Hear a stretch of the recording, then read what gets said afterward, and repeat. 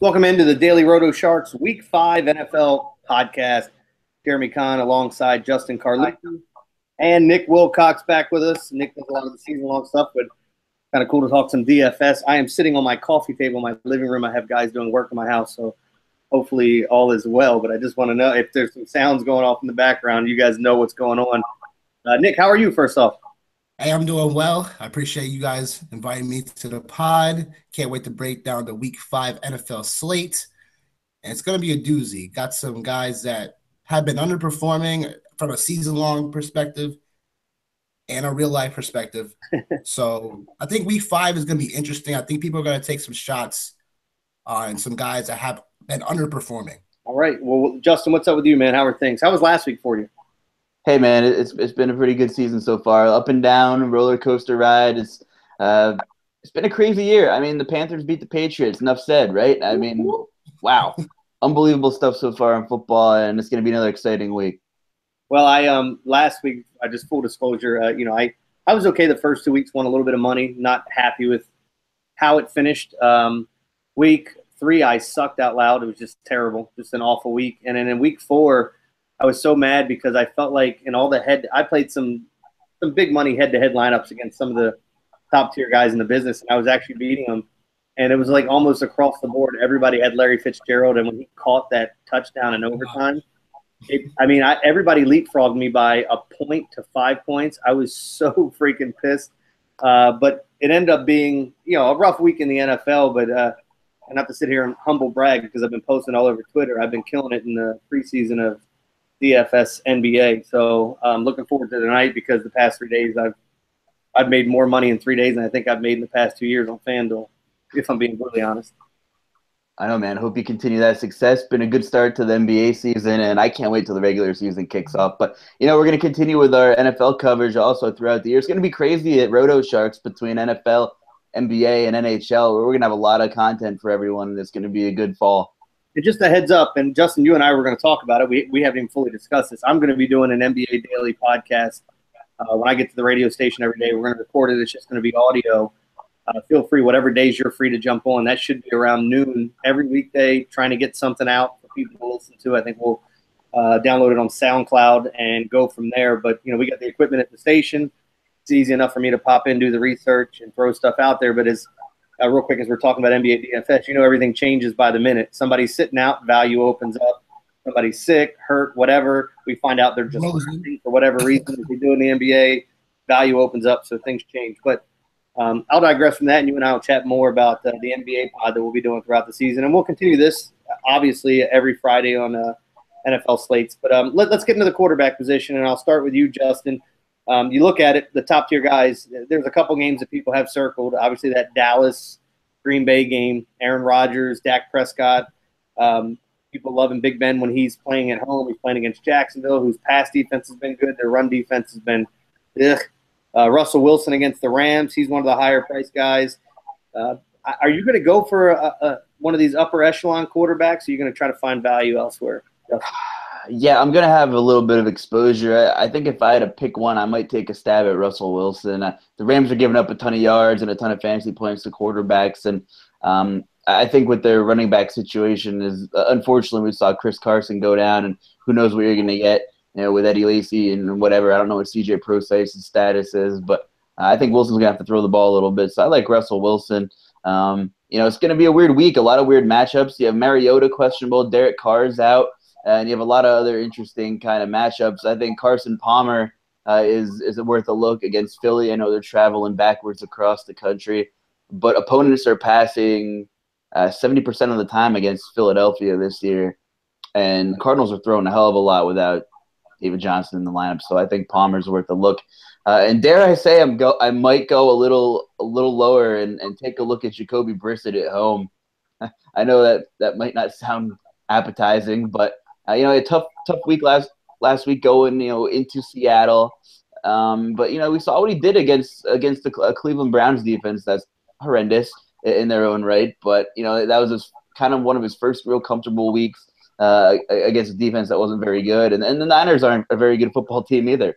So I think Brissett is maybe worth a look in some GPPs as well. So those are kind of some of the guys I'm looking at off the top of my head. Obviously, it goes without saying Aaron Rodgers is in play every week, and Dak Prescott does have a good matchup.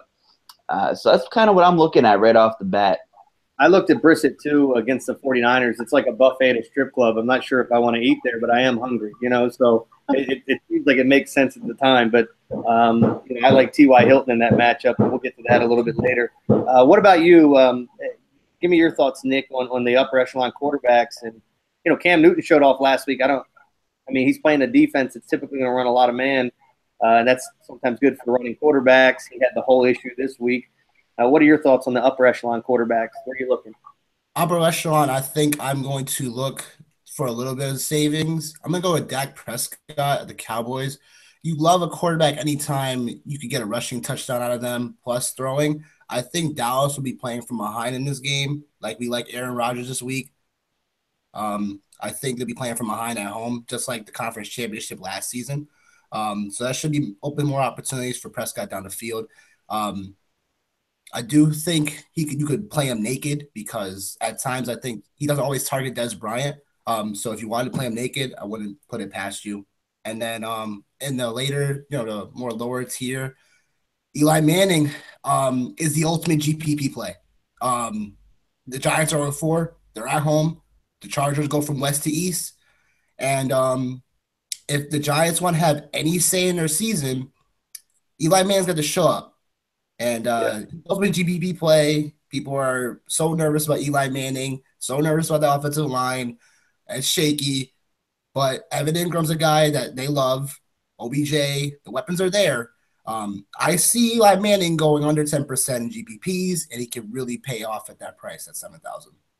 Justin, anyone going Jay Cutler against Tennessee after they give up 55 points?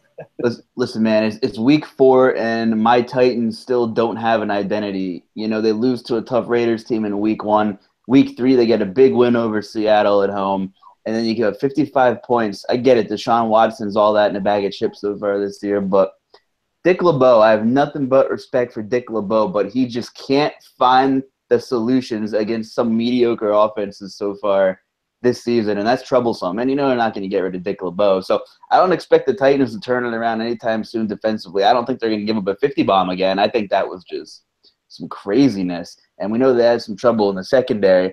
I don't know if I'm ready to pull the trigger on Jay Cutler, though, but I am interested in some guys in that game that we can get to a little bit later. The full disclosure, you're not a fan of Dick? No, definitely not.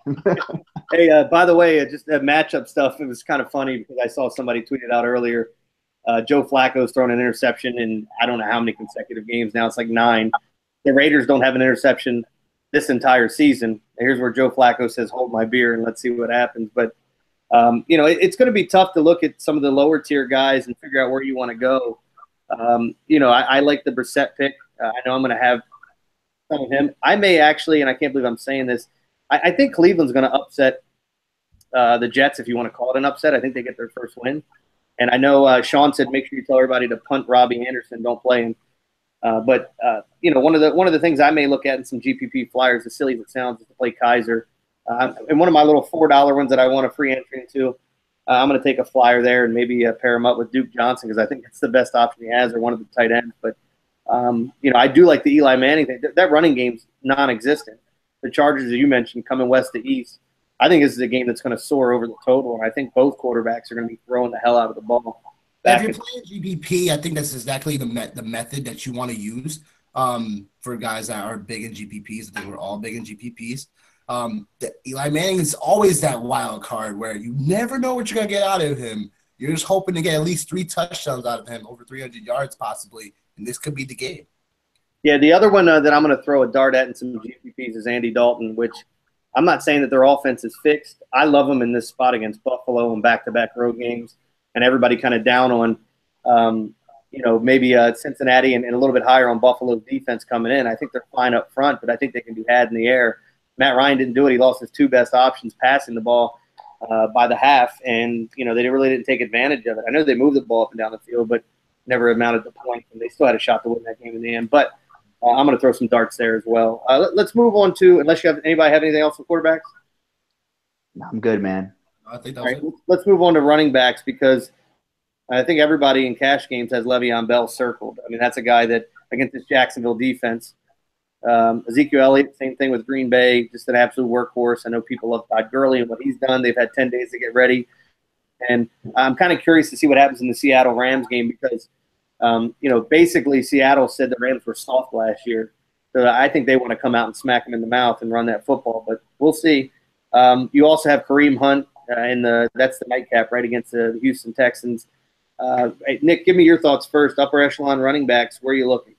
Upper echelon running backs, you just said it. Bell is pretty much the guy that you're going to want to have regardless. Pittsburgh is at home. We all know how they are at home. So pretty much you could just pencil in Bell and really don't look back. RB2 is going to be interesting depending on where you go. Jay Ajayi at home, against the Tennessee defense that just gave up 57 points. Like Justin said, don't know what's going on with Tennessee defense. Have no idea what's going on. I think everyone's concerned about Jay Ajayi's knee. Is valid, but I think it's just more of a pain management thing that the Dolphins are trying to do with him. And I think if I can get Jay Ajayi at under 15% in GPP, that's a person I'd like to pair up with him. Another guy I'm looking on the lower end is your boy Duke Johnson, just because he's getting more and more of the snaps in all three downs for the Cleveland Browns. And Crowell just – for all the talk that Hugh Jackson was saying about getting this guy the ball, it just hasn't happened. And they always find themselves behind. And Duke Johnson is just the perfect guy. You could probably fit in at that 6K price. Another guy I'm thinking about, really contrarian, but he's been looking okay. And I've been really down on him in season long. But Amir Abdullah against Carolina. Carolina's defense is stout. Don't get me wrong. But a volume play at 6K, if you're looking for in your GPPs, is another guy. And then one more. LeGarrette Blount, because Smallwood may not play. So that's another thing of looking at GPPs. I know Arizona defense is stout once again, but at home with Philadelphia, if Peterson's going to give Blount the ball like he has been last weekend with the Chargers, there you go. Yeah, I just read this morning. Smallwood is out, so it just came across this morning that he's going to sit. So there you go with LeGarrette Blount. Justin, let's slide over to you. Running backs, what do you like? Yeah, I can't argue with many of the things you just said. But I'm looking at DeMarco Murray and looking at his price, and it's kind of a travesty. DraftKings is like, yeah, we don't know what the hell's going on, so we're just going to price him and Derrick Henry around the same price, and we'll just let people decide what's going on. But DeMarco Murray is still the guy there. Listen, it was 14-0 last week before I even got to the bar, so they were playing from behind the entire game. Mariota's not going to be 100% if he plays, so the Titans are going to go back to what Mike Mularkey wants to do. Got to establish that ground game. Murray's still going to be the guy there, and I think Murray, you can definitely he's capable of going well over crushing 4 times value at 5,400. I mean, come on. I think he's a good GPP play, and I think Murray has a chance to have a pretty nice day against Miami. I think they're going to rely on that run game and try to get back on track to what they want to do. But you made a lot of good points there. Smallwood not playing kind of opens up the door for LeGarrette Blount, and, he's going to be the guy in the red zone. Duke Johnson, man, really used as kind of a receiver this year, and the Jets are giving up a ton of points to running backs, and I know Isaiah Crowell, a guy that's significantly underperforming for a lot of people in season long. A lot of people were way too high on this guy. They were buying into the whole, man, that offensive line's really good philosophy, and it's probably crushing a lot of people in season long. I'm curious to see if they're ever going to throw in the towel on him because Duke Johnson has shown that he is the guy. I know he might not be in every down back, but, he's definitely – his snaps are going up, and there's a reason that he should be on the football field. Let me throw 2 lower price guys and obviously, one depends on the injury situation. Aaron Jones, the Packers. You think we'll see a lot of him in cash if the other 2 guys are out? I mean, Montgomery's trying to play, but with broken ribs, I don't know why you would even come out there and try to play right now. It's these aren't every game's important, but it's not a must-win situation. You got to get healthier. You're just going to make matters worse. And what about Wayne Gallman? Any flyers there? I'll start with you, Justin. Not really a Wayne Gallman. I'm on the fence here, but a GPP play is Fournette, who's been a pretty volume guy, is performing well. A couple of running backs here have had some success against Pittsburgh. And, if Jacksonville wants to compete against this Pittsburgh team on the road, they're going to have to run the football too. So Fournette's interesting. His price isn't friendly, but I think he'll get some nice ownership on him. What about you, Nick? What do you think? Any of those cellar dwellers in tournaments? I mean, when Paul Perkins is now out, I could take a stab at Gallman at 5,200. Depending on your roster structure. You can literally put Gallman and Bell together and then pay up for receivers this week. It's all about your roster construction. I kind of like that price at 5,200. McGuire 5,200 at FanDuel. You know, he's been shown Jets lack weapons. We've seen this all season. Forte not going to play now, so now it's going to be Powell McGregor, and he's shown that, you know, even in season long, you could put him in your flex spot this week because the Jets just lack weapons. So I wouldn't mind throwing a dart with McGregor either. He'll probably be less than 10%. People will probably be all over Powell. But remember, Powell had that long 80-something yard run where the Jaguars didn't even touch him. Yeah. So, you know, people may look to that and, oh, yeah, Powell's really good, but he had that 180-yard run. So in all actuality, he had like 70-something yards besides that run. All right, Justin, back to you. Wide receivers, Odell Beckham. I don't know if you saw his finger. A lot of wide receivers have issues like that. He'll be fine to play. With that issue, you know, I know he's a little banged up as well. I still think he's playing this week. He's listed as questionable. Antonio Brown, right here in Baltimore, threw a hissy fit. They were up 19-0. He's kicking water coolers. He apologized to the media this week. Look, it's the true definition of a diva, and it was one of the worst kept secrets about his attitude behind closed doors in Pittsburgh. Because, look, he's successful. He makes a ton of plays. Most wide receivers are divas, but there is some issues back there, and it makes you wonder, are they going to try to force feed him the ball? But on the flip side, Jalen Ramsey, and you can talk about the matchups he's had. Jalen Ramsey's been fantastic. One of the best corners in football, and I'm sure he's going to shadow him, so that should be fun. Although I think Antonio Brown is matchup personally. He's had some stinkers here the past few weeks. I like Des Bryant a ton. Would love to hear from you on that. AJ Green as well is another guy. DeAndre Hopkins, he showed his ass last week. I mean, he had a great week. Keenan Allen, to me, those are the upper echelon guys, the most high priced. And I mentioned T.Y. Hilton. I like him a lot. I'm going to have some exposure to the Packers receiver, and depending on my roster construction and how much money I have, that's going to really make the decision whether or not I'm going with Cobb or Jordy Nelson in cash. Give me your thoughts, Justin. Yeah, there's a lot of guys I like that you just mentioned. T.Y. Hilton, I'm definitely pairing with Brissett. I think he's in a good matchup. But three more of my favorite plays this week are all priced right in a row in DraftKings at, let's see where we're at here, at 6.7, 6.6, and 6.5. You're going to see a lot of Randall Cobb, especially with we got to get the status of Devontae Adams and Montgomery. If they're out or limited, figure Cobb's going to continue to be a focal point on that offense. And I told you I like Devontae Parker. Dick won't have the answer for Devontae. He's got like 6 inches on Bryce McCain. He's gonna be a threat in the red zone. The Titans just gave up a 50-burger, and I think Parker is gonna have some success. I mean, they're getting crushed by receivers on the outside this year, and there's minimal safety help over the top in Tennessee. I really like Devontae Parker. And Des Bryant, I'm probably gonna have 100% of Des Bryant. I love Des Bryant this week. I was reading a bunch of stuff on him. He's the most like matchup sensitive receiver in terms of cornerbacks in the league. Against top 25 corners since 2014, he averages 1.21 points per target. But against the bottom of the barrel, bottom 25 corners, he averages, 3.3 points per target. It's the biggest differential in the league in terms of facing top 25 corners or bottom 25 corners. And we know the Packers secondary is a mess, but the fact that Dez just thrives on garbage corners, by far the biggest differential, really convinces me that we're going to see a big day out of Dez Bryant against the Packers. And you're right, like Nick said, that game script could be in their favor. The Packers have the ability to strike early and often, and if they're playing from behind, you can see Prescott throw the ball a lot and Dez catch the ball a lot. So that makes sense to have them paired up in the lineup. Yeah, in the Cowboys game this week, they kind of went over Dez Bryant against press coverage and some of the best corners in the league. And if you look at who he's gone up against thus far, he had Janoris. He's had Patrick Peterson. I mean, he's gone against some of the top guys in the league week after week after week, and the rest of his schedule really opens up. But they were talking about corners that press him, that he doesn't like it. He doesn't like being touched at the line of scrimmage. Although he's big and physical, it really throws him off his route, and he can't get into his stride, and maybe Dak's looking elsewhere. I mean, they're obviously going to be a run-heavy team to set that up, but I got Dez everywhere as well. We were talking about quarterbacks. I like Dak this week if I'm going to pair him. I don't have a problem going Dak by himself, but if I'm going to have Dez in there, I like matching them up, even in cash. But, all right, give me your thoughts, Nick, on the top-tier wide receivers. Well, first top guy receivers. I mean, we're obviously talking about AB. We're talking about OBJ. But I think AJ Green's going to be ignored a little bit because of the Dez hype. Like you were just saying, Des Bryant is a matchup-proof guy. A matchup-based receiver. So I think AJ Green may get a little ignored at that 8,300 price on FanDuel.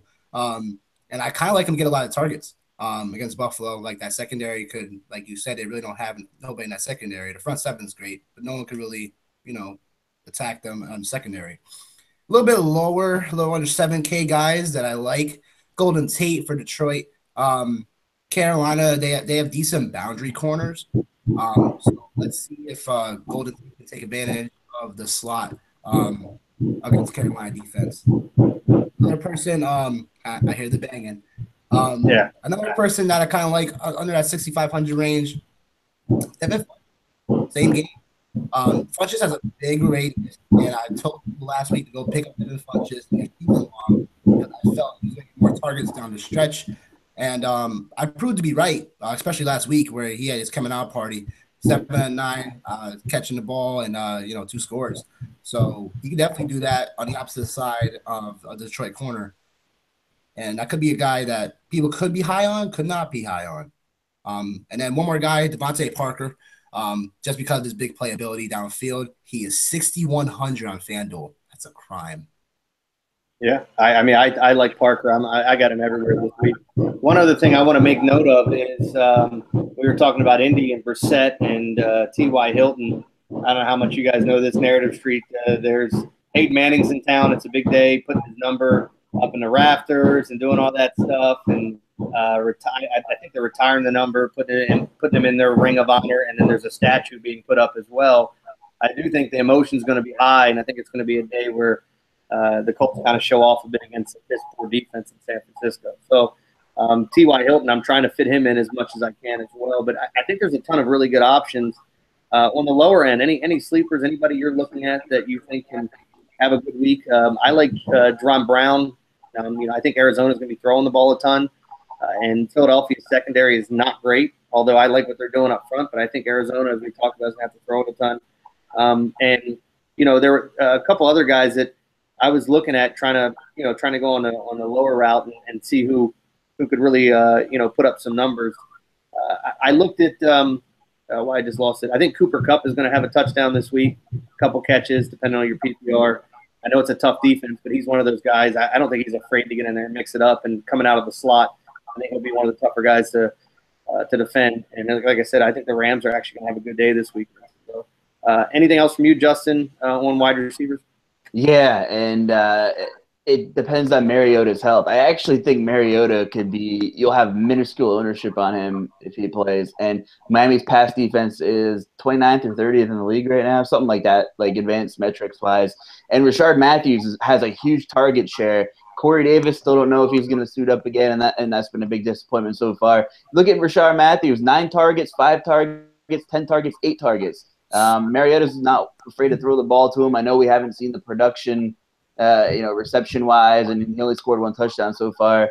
But you combine that with a little bit of revenge game narrative going back to Miami, I think Rashard Matthews and Mariota could be a really interesting GPP option. But like I said, we still got to get some word on Mariota. How about it? Mariota and Derek Carr got hurt the same week last season, got hurt the same week this season. It's unfortunate for those two teams. Hopefully they both have a speedy recovery. We know Carr's timetable isn't as friendly. So real interesting stuff. Again, I apologize for the banging. We talked about this in preseason. My house got flooded. One of my dogs scratched open a hose upstairs, and this is like the only day we could do it. But Nick, real quick, any other receivers before we move to tight end? I got one. And it's just a crime how far he's fallen. Brandon Marshall. Targeting that same game, that Chargers-Giants game. The last 2 weeks, Marshall has been targeted 21 times. That's a lot of volume for 5,800. You can't go wrong if you're going to be Marshall and you're looking to save a little. Play a big play receiver like Marshall. You're going to guard him. Shane Brett's small. He's not going to guard him one-on-one. He's going to be busy with OBJ. So I think Marshall's a guy that I think will be going undervalued, and I will be playing him in some of my lineups for sure. All right, let's talk tight end. The top-notch guys, obviously Gronk was out last night when they played. What a weird game. NFL is funny sometimes. Last week we get the Rams in the 49ers, and they scored damn near 100 points. And then last night's game was ugly from all standpoints. But kind of give me your thoughts. Let me see if I can move this upstairs a little bit. Give me your thoughts on, Kelsey, Ertz, Walker, Graham, Clay, Safarian Jenkins. What about Croft for Cincinnati? Where are you looking at tight ends? Nick. Oh, Nick. Go ahead, Nick. Go ahead, Nick. Sorry. For me, on the higher end side, Delaney Walker. Just like we talked about, Miami can't guard the tight end. They're bottom 3 in guarding tight ends this year. So I think that's a good spot. I think people are still down on Delaney Walker. If Mariota plays, okay, that's great. But if he doesn't, I think Matt Castle will still target Delaney Walker just because the QBs just target their tight ends a little bit more just for the easier routes in the route tree. Another guy I like is Charles Clay. He'll get a bunch of targets against the Cincinnati defense that's been pretty stout this year. But you're looking for targets at this point. And I do like Tyler Croft as well in that same game. But one guy I'm going to mention I'm really high on is Evan Ingram. If you can't tell, I'm just kind of big on the Giants this week. Evan Ingram's been targeted. He's a second in the NFL in being targeted on tight ends. So that volume at 5,400, I want for sure. Yeah. It's funny you brought that up because, like, the 3 tight ends, if I was looking to – I don't want to say punt tight end, but if I was looking for some value and trying to make my wide receivers and running backs work, Evan Ingram's the guy I first have circled. I'll even have some exposure in GPP to Jason Witten just because it's a big game. And, who do you go to? You go to Overliable. And lastly, Hunter Henry is another guy that I feel like I like him every week, but he's had 2 games with 0 targets where, he doesn't even catch a pass. But that's, another GPP punt for me that I think Hunter Henry gets in the end zone. Let me try to sneak upstairs. Go ahead, Justin, your thoughts on tight end. Yeah, we know how bad New York is against tight ends. It's just he's been so disappointing the way he's been uninvolved in that offense so far this season. He's got all the talent in the world. But you look at the price differential between Zach Ertz and Delaney Walker and FanDuel, and you look at DraftKings, there's a 1,500 differential between them on DraftKings, which is crazy. So, yeah, I think this Tennessee offense, if Mariota plays, I think it has a chance to really click this week. So, Delaney Walker, regardless of who's playing quarterback, is very interesting. I'm glad you brought up Evan Ingram. At the high end, I'm just going to continue to play Zach Ertz until he proves me otherwise. I'm from Pennsylvania. I've heard the hype for 4 years. This is the year I guess we've all been waiting for. Wentz is finally taking advantage of his ability, and Zach Ertz is the man so far. But you're scrolling down the list a little bit.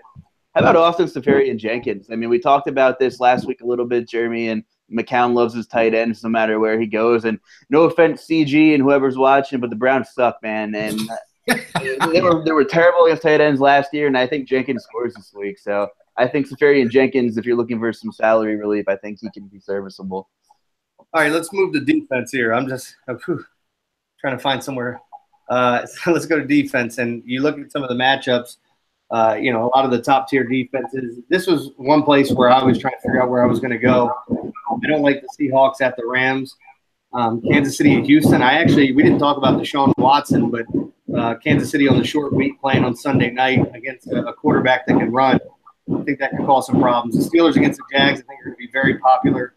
I like the Bengals this weekend against Buffalo with hardly any receivers to throw against. And I think Cincinnati's going to gear up to stop that run, maybe get some turnovers out of Tyrod Taylor. That's where I'm going personally. I've heard some people, talking about the Lions-Panthers game as well, if you believe that's going to be low scoring. And I like the Ravens out in Oakland as well. That's one thing that concerns me. I want to find out if Brandon Williams is going to play because that's big in the run game. But the Ravens corners have actually done a really nice job, even though the final scores haven't said it, and that could be a sneaky GPP play if you're looking for defense. Justin, give me your thoughts on the Ds. You just stole my entire thunder, man. I have some Bengals, I have some Bills, and I have some Ravens. EJ Manuel, you're not sure what he's going to give you. We know how bad Amari Cooper's been. They've really babied Marshawn Lynch. I know they kind of wanted to save him to the latter portion of the season, but is this the week maybe they lean on him a little more? Maybe that game will be, a little slower. Yeah. I'm not sure, but I do like the Ravens defense as well. It's a tough week for defense, guys. What do you think, Nick? I think, there's a team you guys left. You guys pretty much said all the plays at defense. But I think one, it should be low scoring possibly, but the Jets defense, let's give it to them. We didn't think the Jets were going to be 2-2. I didn't think the Jets were going to be 2-2. So even though they're going on the road to Cleveland, You could possibly, that's a rookie quarterback, Kaiser. Remember, he's been decent this year, but I think you can still turn the ball over to a Jets squad that Marcus Claiborne is on the low, been great in the first 4 weeks of the season. So all you have to do is kind of prepare for Duke Johnson in a sense. That's about it, I think, for a GPP play. That's all you can ask for is the Jets. No one's going to play them, and there you go. They get a couple of turnovers. You're looking good in GPP. I got CG's back. I like the Browns this week. Not their defense, but they're in the game. The Jets on the road. I understand the whole premise there, and I have no problem throwing them in because the Browns, let's face it, they're the Browns. And it's quarterbacks have feasted against them, and there's probably you got a rookie quarterback for the Browns that's going to make some mistakes that could turn into points, even from the defense taking it in, pick six, scoop and score, whatever it may be. All right, well, let's do this. Lastly, just kind of, Nick, I'll start with you. Get your thoughts. Anything you feel like you left out that you wanted to touch on regarding lineups? Any must plays for you? You know what? We didn't talk about Martavis Bryant, and he's 5,700 on FanDuel. He's primed for a breakout. Ben Roethlisberger plays better at home. There's been some times where Bryant has missed him. Roethlisberger has missed him on just on deeper throws. So I think they connect this week somehow, some way. Jags corners are good, but Martavis Bryant is just that big body frame. I just love it. One last thing about some long thing. I got some questions about trading Todd Gurley, and I think you should do that. Sell high on Todd Gurley right now because the schedule for him gets pretty brutal down the stretch, especially playing in the NFC West. So if you're got Gurley owners out there, sell high, see what you can get. Maybe get Antonio Brown. Who knows? Go ahead and do that. Justin, give me your thoughts. Finally, anything you felt like you missed, or any must plays for you? I just think monitoring the Seattle running back situation, if you want to take a GPP stab, could be interesting too. We know what Aaron Donald is, and he grades that really well. But we saw what Zeke did a couple weeks ago against the Rams. They're not playing that well as a unit, giving up a ton of points in general. I mean, look what the Niners did a couple Thursday nights ago. So you're just using long guy, Nick, and I know you've probably got some waiver wire inquiries on what's going on in Seattle. You got anything on the Seahawks situation? Dude, I have no idea what's going on in the Seattle situation. If you can avoid it completely, please do it. McKissick is interesting to me. I'm not sure. I mean, Carroll's a guy that he's not gonna just lean on a Lacy or a Rawls and stuff like that. With CJ Prosise now being out, you could play McKissick this week and see what happens. Roll the dice. We'll just see what happens here, but I have no idea what's going on in that Seattle situation. If you could avoid it 100%, do it. I know there's very, very scarce options at running back on your waiver wire, most likely. So if you could avoid that situation, I would do it. But there's one guy I'm going to take a gamble on. It's McKissick, it's Rawls, and never Lacy. All right, fair enough. I think I don't know, Jeremy, I don't know if we can't hear you there. What's up? But can you hear me? There we go. Now we got you. All right, sorry, I don't know what happened. No, one last thing for me, and I feel ill even saying it, but I'm taking some flyers on Frank Gore. I think. I was just gonna say that. Revenge narrative. Yeah. So, well, you were on that too, Justin? I was looking at him. I'm like, man, this is revenge week, man. And he's knocking on the door 3 times value, and he hasn't even posted over 70 or 80 yards. And not a great defense over there, like you said. Emotions might be running high. Frankie G from 2007 might show up. You never know, right? Well, that's the funny thing for me is I like him, and I can't play him in cash. I thought I tried to fit him in there and I went back and forth, and I know it's silly, but I was trying to make all those wide receivers that I wanted work, and see if I could get one of the top tier quarterbacks. The way my cash games worked out is I have Dak in my cash lineup right now, and I'll tinker with it over the weekend, but right now that's how it stands. So, all right, guys. Appreciate your time as always. Looking forward to the NBA preseason slate tonight, so I'm going to be diving into that as soon as I get off here and try to get my core together. And Nick, they can follow you on Twitter at Nick_Wilcox25, right? Yes, sir. Yes, sir. And at the send me all your questions. Yeah, send me your questions this season long. And you've been periscoping as well, right? Yes, sir. The articles come out Tuesday, so I'll be doing Periscope the same day.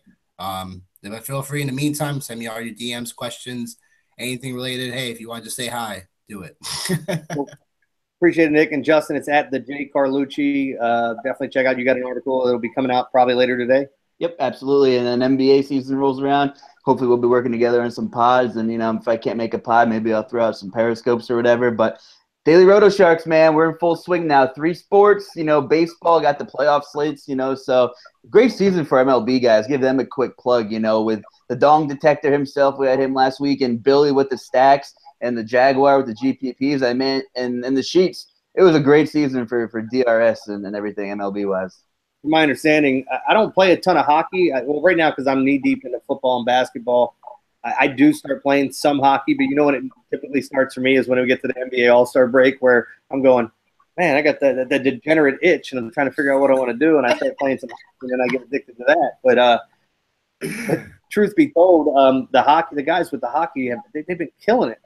I've seen them in our chat daily talking about, had this stack, had that stack. So definitely check out the articles and win some cash there. It's DailyRotoSharks.com. Guys, appreciate it as always. And again, we'll be back next Friday, same time. All right, man. Take it easy. Peace, people.